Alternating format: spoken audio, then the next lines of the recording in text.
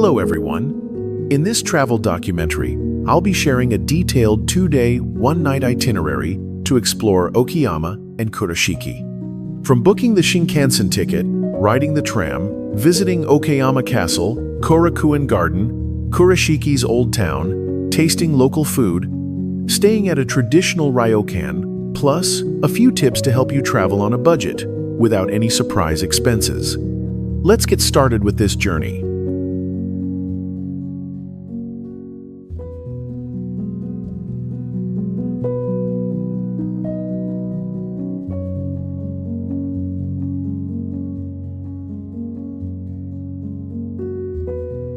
Two-day itinerary summary for Okayama, Kurashiki.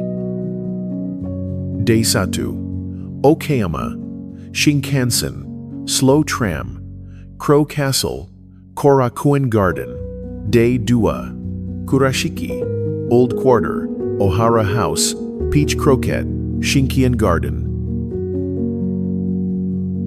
Day 1, Okayama. From Osaka, I booked the Shinkansen ticket online in advance, around $45-50 USD one way, depending on the train time. The ride takes just about 45 minutes, very fast and convenient. After getting off at Okayama Station, the first thing I did was store my luggage in the coin lockers right inside the station. The fee is around $4-6 USD, depending on your suitcase size.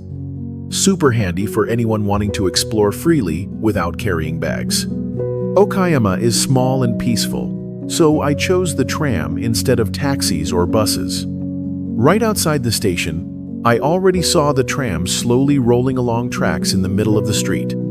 The atmosphere in Okayama is very different from Osaka or Tokyo. Wide, clean roads, not many cars, and lots of greenery on both sides.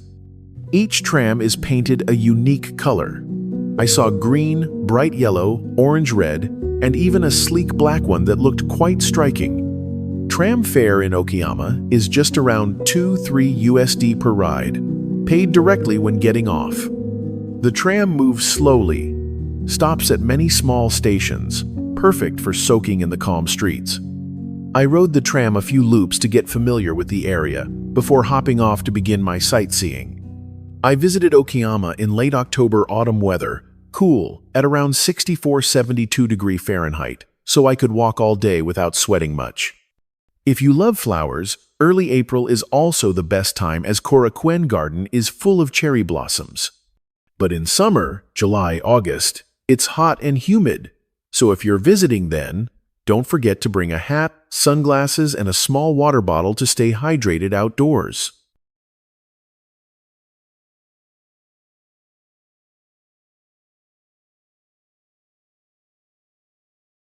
The first stop I made was Okayama Castle, also known as Crow Castle, because its exterior walls are entirely black, quite different from the white castles like Himeji or Matsumoto. From the tram stop, it was just a few minutes' walk to the castle gate. The path was easy, clean, with greenery and small grassy areas on both sides. Admission is about $4-5 USD. Tickets are sold right near the main gate. As soon as I stepped into the castle courtyard, what I liked most was how spacious it felt. I walked around the courtyard, took some photos from different angles. Every spot looked great on camera. Inside the castle are multiple floors connected by steep wooden stairs. Each floor has its own exhibit, from samurai armor, swords, helmets, to dioramas recreating feudal-era Okayama. The top floor has a wooden balcony where you can feel the breeze as soon as you step out.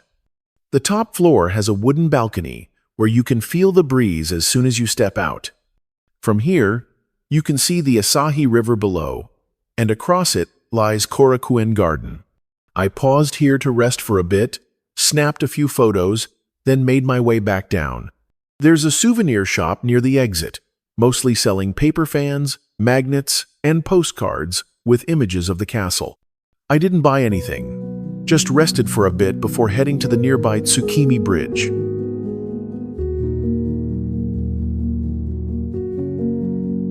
Leaving the castle, I walked across Tsukimi Bridge. Its name means Moon Viewing Bridge. The bridge isn't very long, spanning the Asahi River, with clean wooden planks and light-colored railings that look quite simple. Below, the river flows gently, and both sides have stone-paved walking paths. Tourist boats occasionally pass underneath.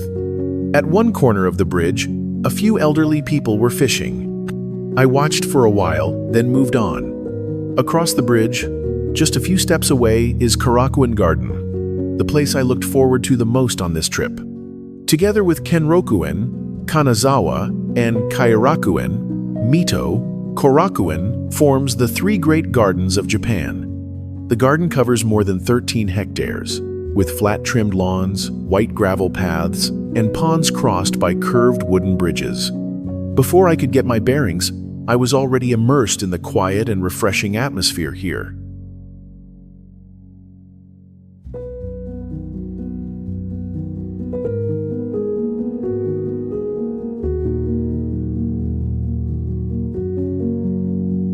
Right at the entrance is a fairly large direction board, and I decided to take the long loop, stopping by Higendo Temple, a former temple now no longer in use, with only the tiled roof and old wooden frame remaining. From here, you can overlook the entire Korakuen, and in the distance, the silhouette of Okayama Castle peeks through the trees. Along the path, I came across the manji symbol, which may confuse some foreign visitors, but it's actually a Sanskrit Buddhist symbol, completely unrelated to the Western swastika.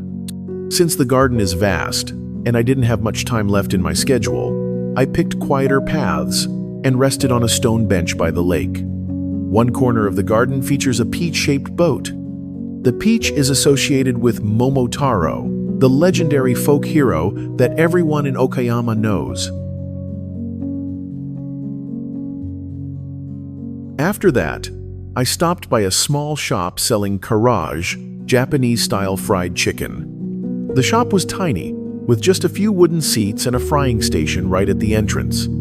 Each carriage portion costs about 400-500 yen, around 3-4 USD. I ordered one and ate on the spot. The chicken was freshly fried, crispy on the outside, and left me full enough to continue. I headed back to the tram station. Just as I boarded, I saw a tram decorated with a Formosan black bear, a species native to Taiwan, with the word Taiwan printed large on its side. I asked the driver and learned that this was a special tram route in partnership with Taiwan's Tourism Bureau, running a few times a day for promotion. The tram moved slowly through small streets. After arriving back at Okayama Station, I picked up my suitcase and walked to a ryokan near the station. An old, small, but cozy Japanese inn. I chose a ryokan instead of a hotel to experience sleeping on tatami floors, wearing yukata, and using a Japanese-style shared bath. The ryokan was just a 10-minute walk from the station, costing about 7,100 USD per night with a simple breakfast included. My room was just enough for one person, with tatami flooring, sliding shoji paper doors, and a neatly folded futon set in the corner. Before sleeping, I went down to bathe in the shared bath, a small but clean hot water tub. I soaked for a while to relax my legs, then returned to the room to rest and get ready for the next morning's journey to Kurashiki.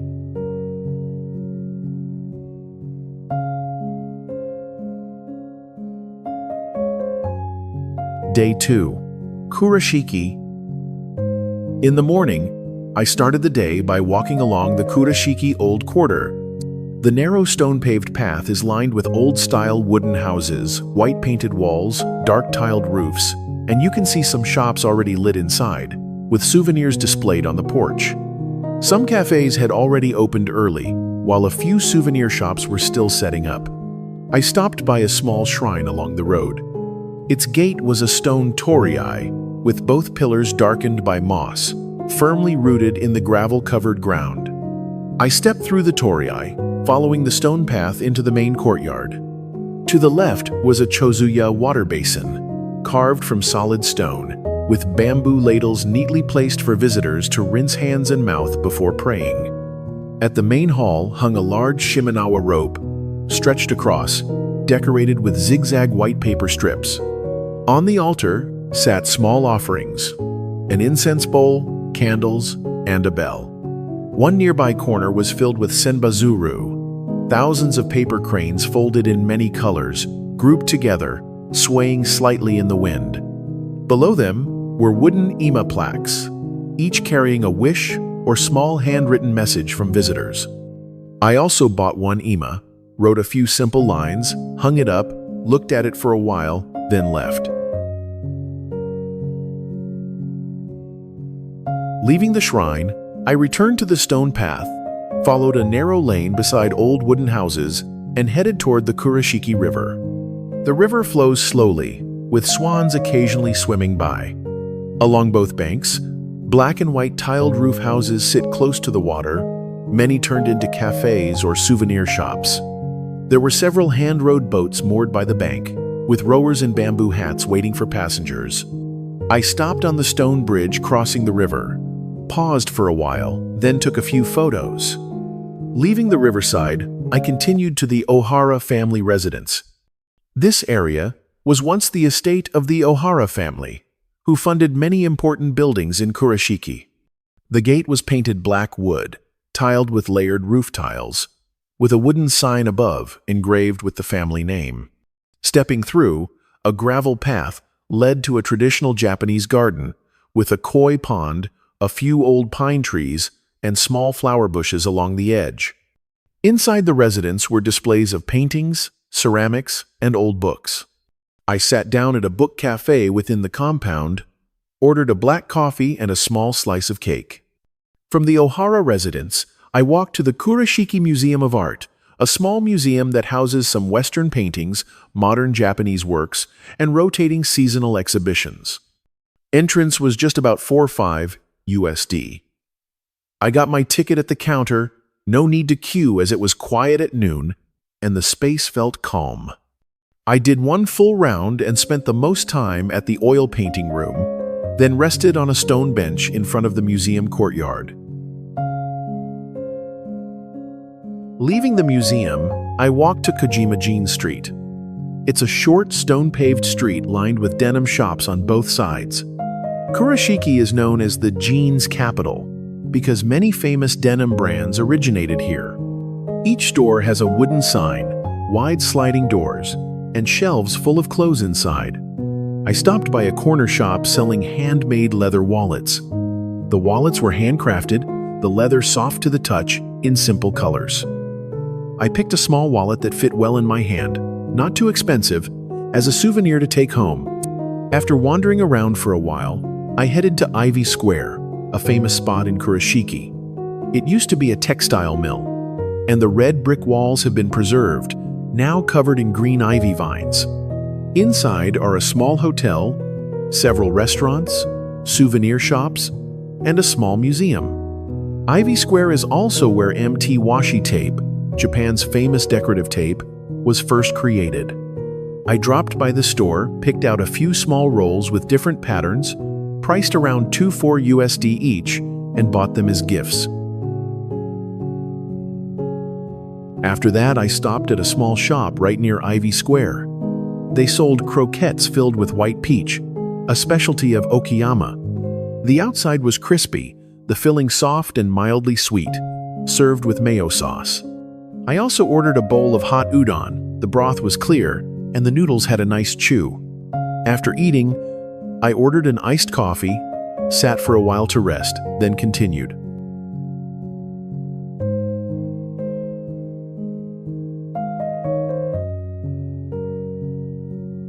Leaving the shop, I walked a few minutes to the Kurashiki Folkcraft Museum, located near Ivy Square.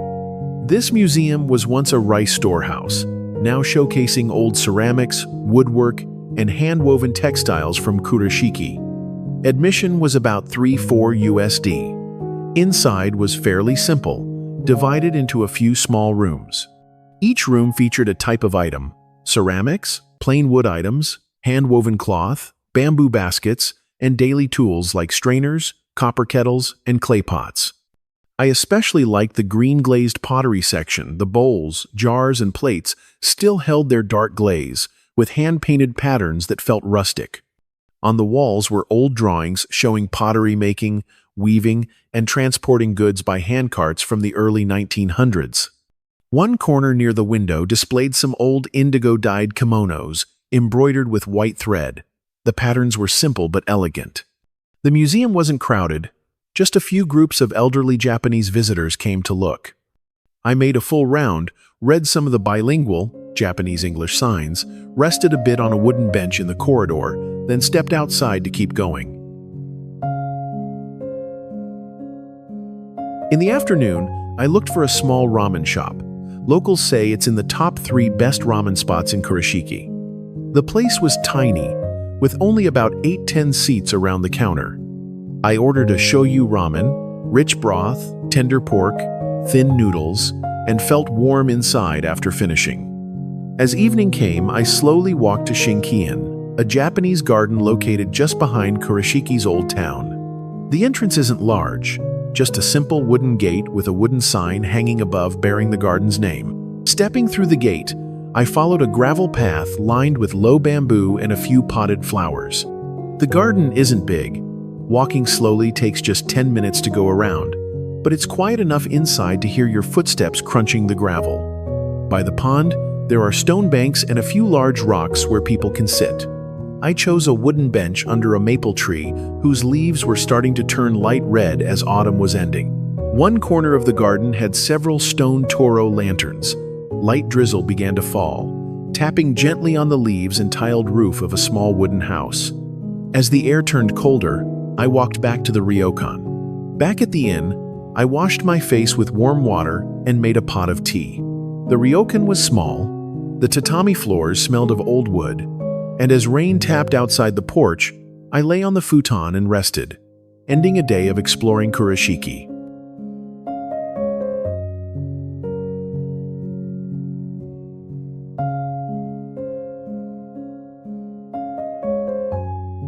And just like that, the 2-day journey exploring Okayama and Kurashiki came to an end, full of experiences from local dishes like karaage, white peach croquette, shoyu ramen, and hot udon, to historical spots and highlights like Okayama Castle, Korakuen Garden, Kurashiki Old Quarter, the Ohara Residence, and the small museum inside Ivy Square. A short trip, yet enough to see that Okayama, Kurashiki isn't just a Shinkansen stopover, but an ideal place for those who enjoy a mix of history, local cuisine, and the region's slow, peaceful rhythm. I hope this travel documentary, 2 Days in Okayama and Kurashiki, helps you picture it clearly from how to ride the tram, buy castle tickets, visit Japanese gardens, old town streets, cafes, and simple resting corners along the way. If you found this trip helpful, don't forget to hit subscribe and turn on the bell so you won't miss the next journeys, honest, detailed, and as close to real travel experiences as possible.